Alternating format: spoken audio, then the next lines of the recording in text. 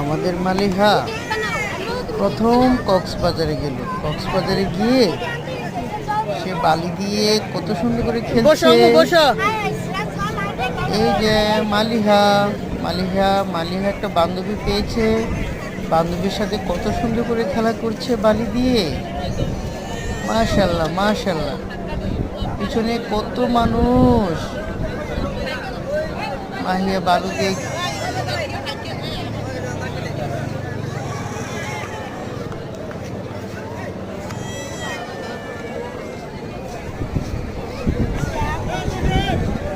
আম্মু বাবার দিকে তাকাও তো একটু।